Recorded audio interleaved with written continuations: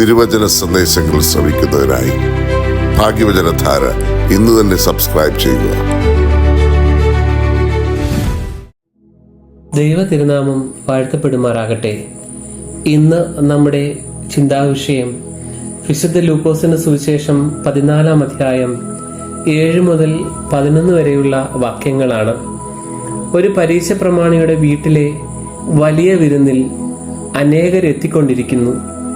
പ്രധാന ഇരിപ്പിടങ്ങളിലേക്ക് ആദ്യമാദ്യം വന്നെത്തിയവർ ഉപവിഷ്ടരാകുന്നത് കണ്ട് കർത്താവ് പറഞ്ഞ കല്യാണ കഥയാണ് വേദഭാഗ സന്ദർഭം.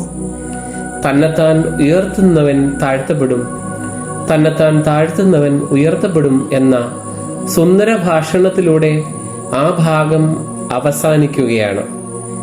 ക്ഷണിക്കപ്പെടുമ്പോൾ ഒടുക്കത്തെ സ്ഥലത്ത് എന്ന് ഇരിക്കുവാനും അതുവഴി മുന്നിലേക്ക് ആനയിക്കപ്പെടുവാനുമുള്ള അവസരം സൃഷ്ടിക്കണമെന്നും അതുവഴി മറ്റുള്ളവരുടെ മുമ്പിൽ മാനമുണ്ടാകുമെന്നും യേശു തമ്പുരാൻ പറഞ്ഞു വെക്കുന്നു. ഇതൊരു പ്രതീകമാണ്. പൊതുസമൂഹത്തിൽ മാന അപമാനങ്ങളുടെ മുമ്പിൽ വളരെ വിവേകത്തോടെ ഇടപെടണമെന്നുള്ള ബോധവൽക്കരണമാണിത്. പുതിയ കാലത്തിന്റെയും സോഷ്യൽ മീഡിയകളുടെ ഇടപെടലുകളുടെയും പ്രത്യേക പരിതസ്ഥിതിയിൽ മാനത്തിന്റെ കഥകളേക്കാൾ അപമാനത്തിന്റെ കഥകളാണ് പലപ്പോഴും അറിഞ്ഞോ അറിയാതെയോ നമ്മൾ ചർച്ച ചെയ്യുന്നത്. കർത്താവ് ഇവിടെ പറഞ്ഞു വെക്കുന്നത് ഒരു വ്യക്തിയുടെ പൊതുസമൂഹത്തിലെ ഇടപെടലുകളുടെ പ്രശ്നമാണ്. ന്യായാധിപന്മാരുടെ പുസ്തകത്തിൽ ശിംശോന്റെ വീരകഥകളും അയാളിലെ ദൈവനിയോഗത്തിന്റെ ചാരുതയും എത്ര ആവേശത്തോടെയാണ് ബൈബിൾ അവതരിപ്പിച്ചിരിക്കുന്നത്. എന്നാൽ ഒരു വേള ദലീലയോടൊത്തുള്ള സഹവാസവും ആ മടിയിലെ കിടപ്പും എത്ര ദാരുണമായാണ് അയാളുടെ ചരിത്രത്തിൽ അപമാനത്തിന്റെ ഇരുണ്ട പൊട്ടുകൾ സൃഷ്ടിക്കുന്നത്. ആ അപമാനക്കറ മരണം വരെയും അതിനുശേഷവും അയാളെ വിട്ടുപോയിട്ടേയില്ല. ഉയരമേറും തോറും വീഴ്ചയുടെ ആഘാതം കൂടും എന്നത് പൊതുതത്വമാണ്. ഏറ്റവും പ്രധാനപ്പെട്ട ഇരിപ്പിടങ്ങളിൽ നിന്ന് ഇറക്കി വിടപ്പെടുന്നതിന്റെ ആഘാതം കൂടുതലായിരിക്കുമെന്ന സാരം. ചരിയുന്ന പിസാഗോപുരത്തിന്റെ ഉയരത്തിൽ നിന്ന് വീഴുന്ന ചുണ്ടലിക്ക് പരിക്കൊന്നും പറ്റുകയില്ല. ചില്ലിത്തെങ്ങിന്റെ മുകളിൽ നിന്ന് വീഴുന്ന ഓന്ത് പാഞ്ഞു പോകുന്നത് നമുക്ക് കാണാം. എന്നാൽ മഹാശക്തനായ ആനയുടെ കാര്യം അങ്ങനെയല്ല. ചെറു വീഴ്ച പോലും വിധി നിർണായകമാണ്.